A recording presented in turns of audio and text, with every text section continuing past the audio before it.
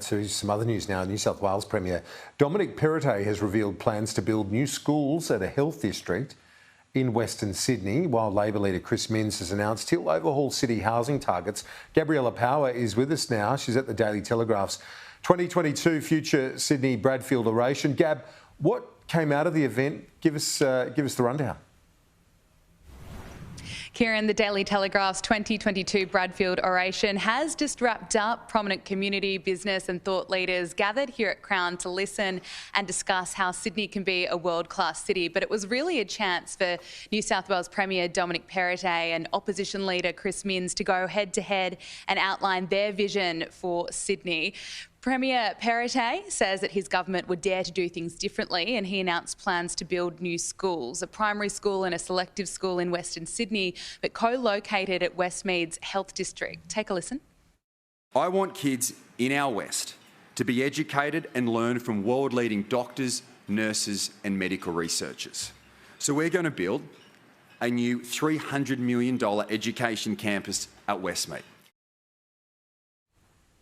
Opposition leader Chris Minns criticised the government for its failure when it comes to planning, really highlighting the disparity and the growing disparity between Sydney's east and Sydney's west. Chris Minns says that he'll overhaul housing targets. Public transport access in North Sydney, Wallara, Lane Cove and Mossman is rated 3 times better than public transport access in Camden.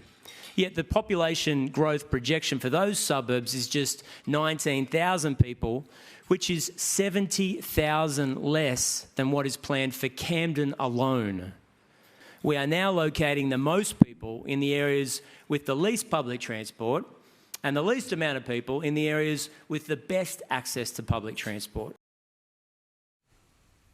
Chris Minns promised that he'll introduce a target of 30% of affordable and social housing if he wins government. That's social housing on public land. Now, Anthony Albanese, the Prime Minister, was scheduled to speak here today, but due to his COVID diagnosis, Infrastructure Minister Catherine King stepped in.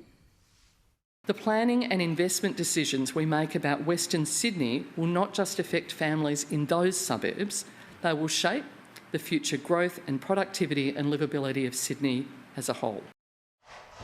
Kieran, important timing to hear from the Premier and the opposition leader. Just 3 months to go until the state election. You're not long, Gab. Thank you.